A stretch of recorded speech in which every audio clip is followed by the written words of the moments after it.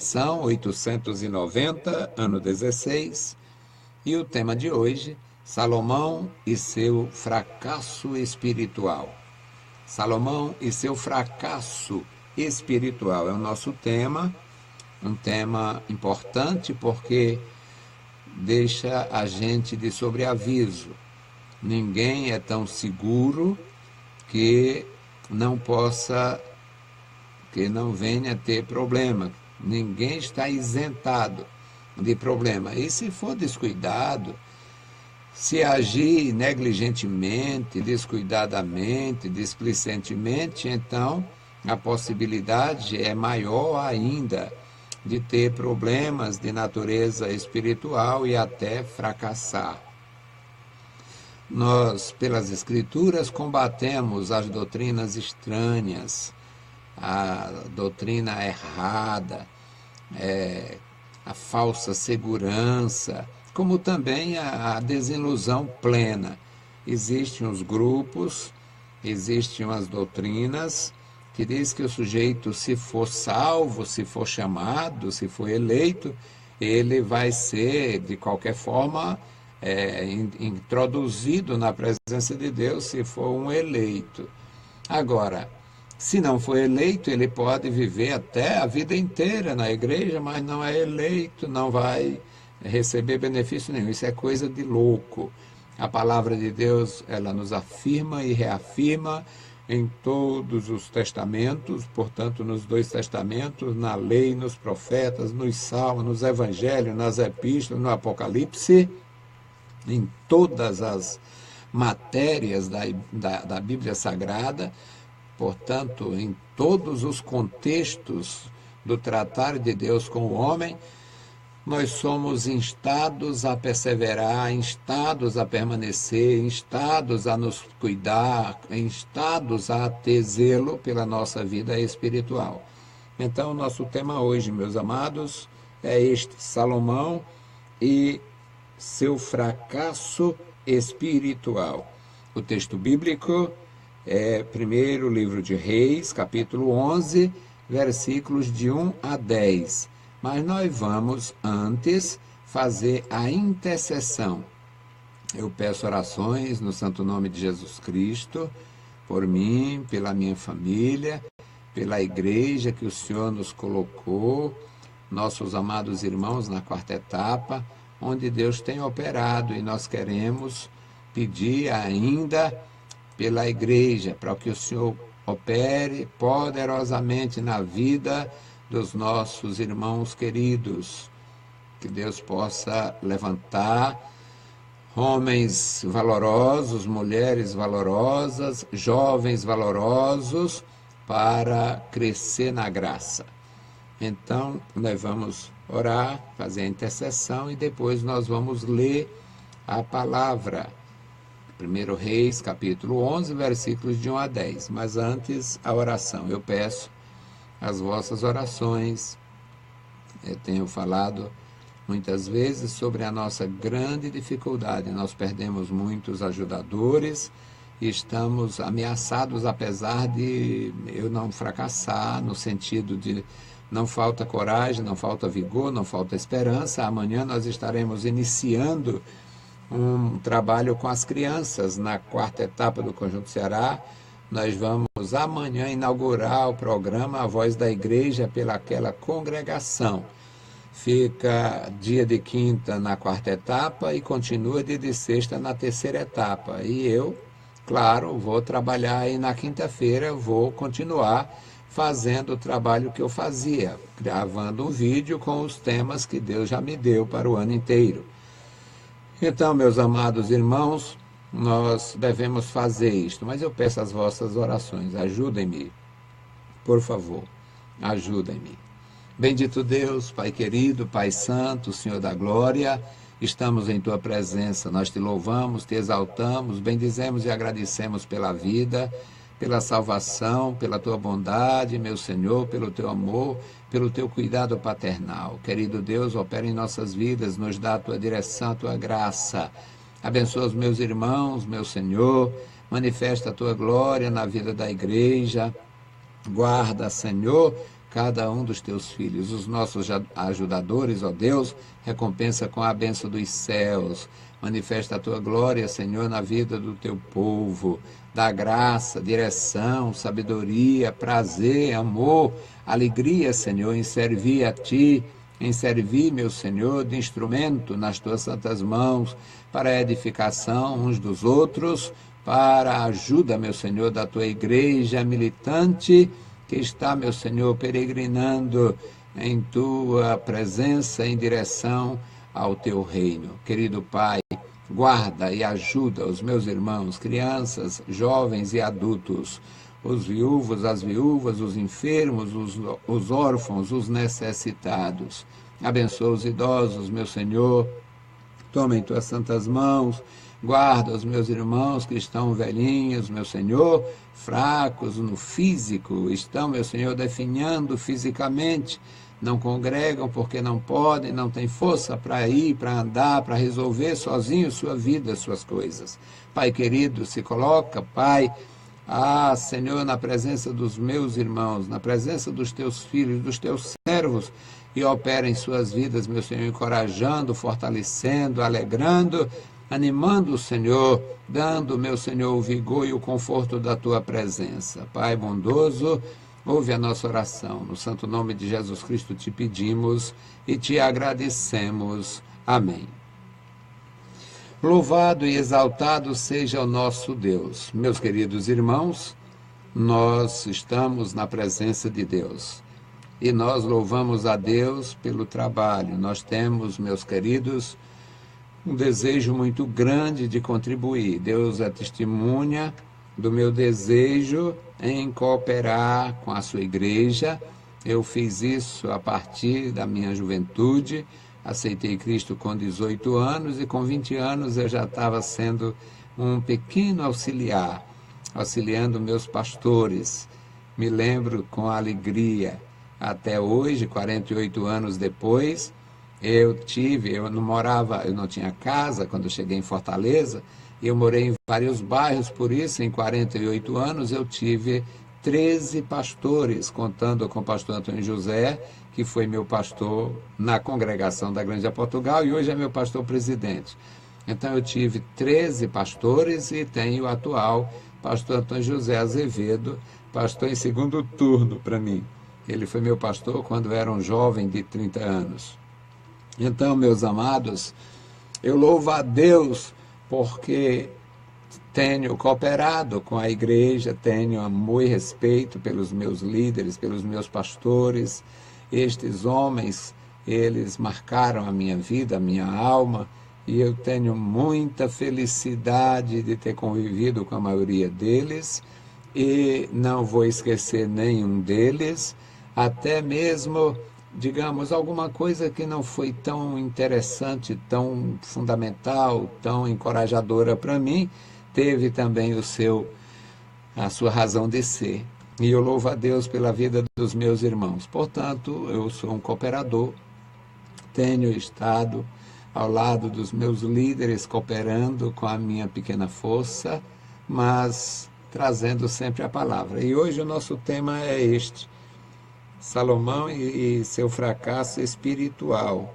Programa Toca o Clarim, edição 890, ano 16. O texto bíblico, 1 Reis 11, os versículos de 1 a 10, que nós vamos ler e vamos orar novamente e vamos aprender juntos. E o rei Salomão amou muitas mulheres estrangeiras, além da filha de Faraó, moabitas, amonitas, edomitas, sidônias e etéias, das nações de que o Senhor tinha falado aos filhos de Israel. Não chegareis a elas, e elas não chegarão a vós. De outra maneira, perverterão o vosso coração para seguirdes os seus deuses. E a estas se uniu Salomão com amor. E tinha 700 mulheres princesas e 300 concubinas. E suas mulheres lhe perverteram o coração. Porque sucedeu que no tempo da velhice de Salomão, suas mulheres lhe perverteram o coração para seguir outros deuses. E o seu coração não era perfeito para com o Senhor seu Deus, como o coração de Davi, seu pai. Porque Salomão seguiu a Astarote, deusa dos Sidônios, a Milcom, abominação dos Amonitas. Assim fez Salomão o que era mal aos olhos do Senhor, e não perseverou em seguir ao Senhor como Davi, seu pai. Então edificou Salomão um alto a Quemos, a abominação dos Moabitas, sobre o monte que está diante de Jerusalém, e a Moloque, a abominação dos filhos de Amon. E assim fez para com as suas mulheres estrangeiras, as quais queimavam incenso e sacrificavam a seus deuses. Pelo que o Senhor se indignou contra Salomão, porquanto desviara o seu coração do Senhor, Deus de Israel, o qual 2 vezes lhe aparecera. E acerca deste assunto lhe tinha dado ordem que não seguisse a outros deuses, porém não guardou o que o Senhor lhe ordenara. Bendito Deus, Pai querido, Senhor da glória, lemos a Tua palavra, fala conosco, fala com os meus irmãos, nos dá graça, nos dá, meu Senhor, a sabedoria, ó Deus, para entender e compreender a Tua santa palavra e guardá-la, Senhor, em nossos corações. Em nome de Jesus Cristo te pedimos e te agradecemos. Amém. Meus queridos irmãos, a palavra de Deus é perfeita, é inspirada por Deus, tema do nosso trimestre da Escola Bíblica Dominical. Domingo lecionei a primeira aula do trimestre, uma maravilha de aula, apesar de ser muito extensa, e não foi possível fazer uma conclusão brilhante como eu gosto. Mas o tema foi a inspiração, o tema é a inspiração das Escrituras. E a Bíblia Sagrada é a palavra de Deus perfeita, a nossa instrução perfeita. Nossa instrução na Bíblia Sagrada, ela é grandiosa. A Bíblia nos informa, nos orienta a respeito da família, a respeito da educação, a respeito da sociedade, a respeito dos negócios, como tratar os menos favorecidos, como se sujeitar às autoridades. A Bíblia Sagrada é perfeita. Quando posta em prática, o homem se torna um cidadão muito melhor. Salomão era um príncipe, foi bem instruído, teve, na verdade, tudo o que precisava. Eu não diria que merecia, mas teve tudo o que precisava na condição de um príncipe. E Salomão foi muito bem orientado e também foi muito bem conduzido, ao ponto de ser comparado nas Escrituras. Em partes, o Salomão é visto como o próprio Messias. O Messias seria filho de Davi. Como ninguém conhece o amanhã, Deus falou do filho de Salomão, e pela grandeza do rei, pela majestade do rei, pela sabedoria do rei, por tudo que ele demonstrou em determinado momento, até certo tempo da sua vida como rei, ele ocupou em parte o lugar do Messias. Então foi um homem grandioso, um homem importante, um homem interessante, um homem sábio, um homem muito especial. Mas tudo o que aconteceu de especial na vida daquele homem, meus amados irmãos, estava de alguma forma ligada à promessa de Deus, à fidelidade do pai dele e à promessa de Deus ao pai dele, e a fidelidade de Deus em cumprir as suas promessas, em permanecer fiel até quando nós praticamos infidelidades. E o Salomão, ele no começo do reino já sabia que ele tinha pela frente a tarefa de edificar o templo. Era objetivo de Davi, e Deus disse que o Davi não faria, seria sim o seu filho quem ia realizar o feito. E Salomão, meus amados irmãos, ele foi muito especial nesta época, porque a nação estava, na verdade, precisando de um desenvolvimento, de uma autoafirmação. O Oriente Médio, muito dividido, foi sempre o Oriente Médio aquilo, foi sempre um caldeirão. E a nação de Israel, no Oriente Médio, nos dias de Salomão, é como se fosse uma superpotência. Tornou-se uma potência, visto que a Europa não era explorada, não era, na época de Salomão, não se tinha muito conhecimento da Europa, e cidades e nações como França, Inglaterra e tudo, na época reduzia-se a tribos. Então, meus amados, o próprio Império Romano, a própria Roma, na época de Salomão, era uma tribo desorganizada.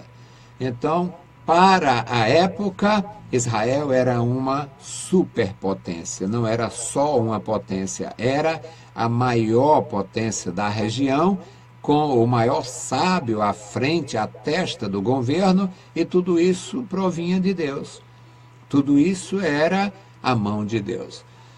Salomão cumpriu o que tinha de cumprir, que era edificar o templo. Na inauguração do templo, Deus falou com ele. Deus tinha falado com ele antes e falou depois, na inauguração do templo. Em 2 tempos, Deus falou com Salomão, quando ele assumiu o governo e quando ele consagrou a casa ao Senhor. E o Senhor Deus, nas 2 ocasiões que falou direto com ele, sem profeta, sem vidente, Deus falou com ele a respeito da necessidade de permanecer, de perseverar na fidelidade ao Senhor. Mas ele cresceu. Após 20 anos de reinado, ele já era o maior do Oriente e teve a insanidade. Ele agiu, digamos, estupidamente, porque mesmo tendo a especial condição de um servo de Deus, com o exemplo e a firmeza, a segurança de ter sido ajudado diretamente por Deus, falou com Deus, Deus falou com ele 2 vezes, apareceu a ele 2 vezes. Ele mesmo assim criou um harém, o maior harém da história, já que ele era o maior homem, ele criou o maior harém da história, e foi parte da sua infelicidade. O texto que nós lemos, 1 Reis 11, de 1 a 10, começa falando sobre ele, a sua vida conjugal ou a sua vida sensual. E o rei Salomão amou muitas mulheres estrangeiras. Além dele ter amado muitas mulheres da sua nação, digamos, de cada tribo, o Salomão tinha algumas mulheres, ele ainda amou muitas mulheres estrangeiras. Parece-nos, pela Escritura,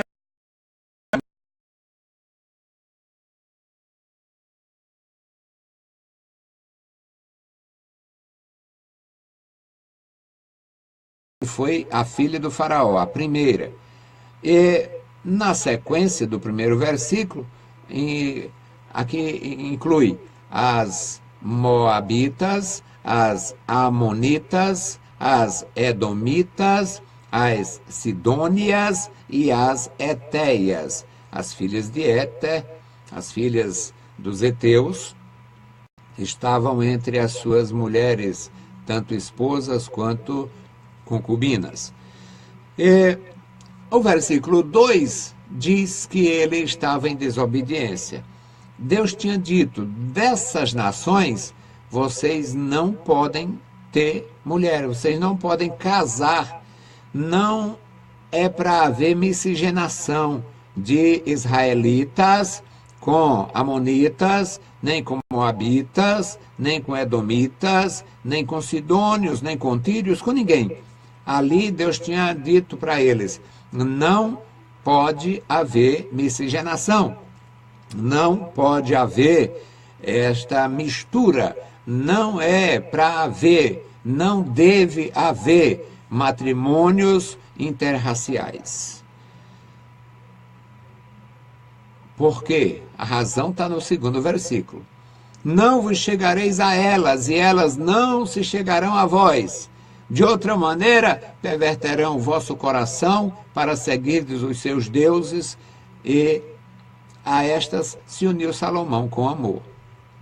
Deus conhece todas as coisas. Deus sabe todas as coisas. Apesar de hoje existir até mesmo alguns supostos cristãos que discutem a sabedoria, a onisciência divina, que é uma grande tolice discutir a sabedoria de Deus, mas Deus sabia, Deus sabe, Deus conhece.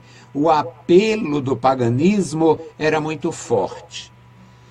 Imagina um jovem rei com todo o vigor físico e ter uma mulher, uma esposa da sua própria nação, podendo ter uma aliança com cada uma das nações fronteiriças, e estas alianças incluíam casamentos que permitiam, como hoje, as leis de hoje, o sujeito vem lá da América do Norte, casa com a brasileira, gera um filho aqui, aí o filho tem dupla cidadania e o sujeito tem um direito no Brasil, porque tem um filho brasileiro.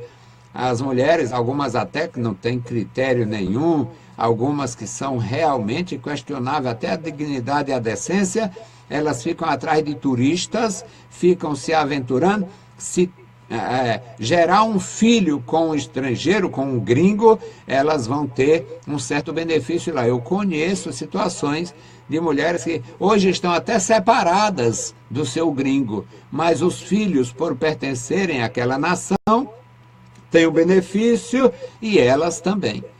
Portanto, a palavra de Deus, o nosso Deus, na sua sabedoria, na sua grandeza, sabe e se antecipou.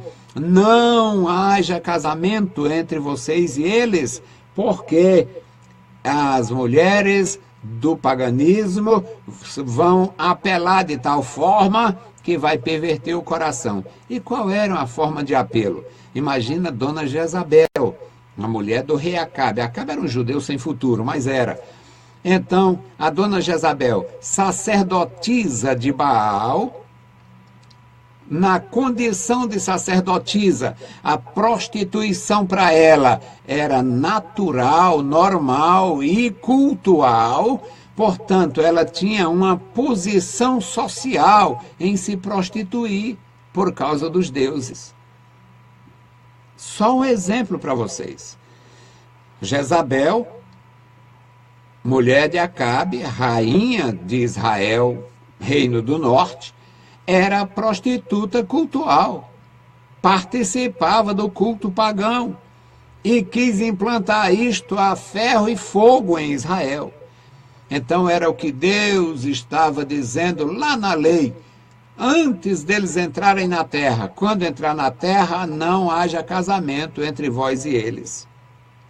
O versículo 3 vai nos falar da insanidade, a loucura completa. Ele deveria tomar aqui remédio tarja preta, se fosse nos dias de hoje. Era para tomar remédio controlado, porque ele teve 700 mulheres. Eu, brincando com um dos alunos, e ele não pensou em 700 sogras, ele não pensou que teria 700 sogras, mas ele teve mais, porque foram 700 esposas e 300 concubinas. aquelas mulheres que mesmo não estando casadas, tinham um filho com eles e só podia ser mulher com ele e só podia ser mulher dele até a morte. E depois da morte dele, ela também continuava sem marido, sem homem, porque era um terror os costumes da época. Agora, meus amados, o versículo 3 diz: e suas mulheres lhe perverteram o coração. Imagina ele participando de novena em cada uma das igrejas de suas divindades. Uma igreja com a deusa, eu falei outro dia, eu usei até um termo muito forte, ninguém falou para me reprovar, mas eu mesmo me reprovo. A deusa virgem, e a deusa mãe e a deusa prostituta. Tinha na mesma cidade, se duvidar, no mesmo bairro, na mesma praia. Nas cidades marítimas, na mesma praia, o sujeito nem precisava de carruagem para ir de um templo para o outro. O templo da deusa mãe, o templo da deusa virgem e o templo da deusa prostituta. Isto era no paganismo. Essa desgraça que hoje reina, inclusive no Brasil, não é nova, não é novidade. No versículo 4, meus amados irmãos, diz: porque sucedeu que no tempo da velhice de Salomão, suas mulheres lhe perverteram o coração para seguir a outros deuses. E o seu coração não era perfeito, não foi perfeito, não continuou perfeito para com o Senhor, seu Deus, como o coração de Davi, seu pai. Os velhos têm uma maior ou uma grande facilidade de ceder a apelos de mulheres jovens. Velho pensa que é gente, em muitos casos. Eu vejo com uma certa preocupação que um velho de 60 anos casado com uma mulher de 30. Ele não sabe a desgraça que está fazendo para ambos. Porque quando ela tiver 60, se ele tiver vivo, está com 90, sem saber se é dia ou noite. E é muito diferente. No começo está legal, quem sabe. 8, 10 anos, mas e o resto? Então, meus amados, o homem envelheceu e as mulheres dominaram ele. É absolutamente natural mulher querer dominar. Não era para ser natural homem ser dominado. Mas, dependendo do apelo, elas têm argumentos muito fortes. E o argumento da mulher pagã era muito forte, porque envolvia a sensualidade, envolvia a liberdade, envolvia muita coisa. E aquele rei, criado num regime, digamos, um regime meio tradicional, com respeito às escrituras, sem poder se abrasar e tal, quando perdeu o controle, não teve nem um recato. Portanto, meus amados, a infidelidade dele foi um terror. O versículo 5 diz: ele seguiu Astarote. Astarote era a deusa dos Sidônios. Astarote era a Nossa Senhora deles, que tinha 1000 versões. É como essa maldade que Satanás fez com o nome da mãe de Jesus, que tem a virgem, tem a negra, tem a branca, tem a amarela, tem a das dores, tem a dos prazeres, que eu não sei como é que Satanás se inspira tanto. A mesma mulher louca das dores também é a mesma louca dos prazeres. Satanás e seus mistérios. No versículo 5, diz que ele seguiu Astarote, a deusa dos Sidônios, seguiu a Milcom, o Melcom, o deus dos Amonitas, ou melhor, dos Moabitas. Esta maldade, esta divindade diabólica era cultuada com sacrifícios de recém-nascidos, de crianças recém-nascidas. Também ele seguiu a abominação. Ele seguiu a abominação dos amonitas, dos moabitas. Ele fez tudo de mal. No versículo 6 diz que ele fez o que era mal aos olhos do Senhor. e não perseverou. Portanto, meus amados, perseverar é preciso. Perseverar na doutrina do Senhor, perseverar cuidadoso quanto à palavra, perseverar cuidadoso quanto à família, perseverar cuidadoso quanto o trato com o povo de Deus, perseverar é preciso. O versículo 7 diz que ele edificou altos a Quemos, abominação dos moabitas. Quemos, o deus maligno, que também recebia sacrifícios infantis, deus dos moabitas. Logo na cidade de Jerusalém, ou seja, tinha o templo de Deus e o templo do Quemos.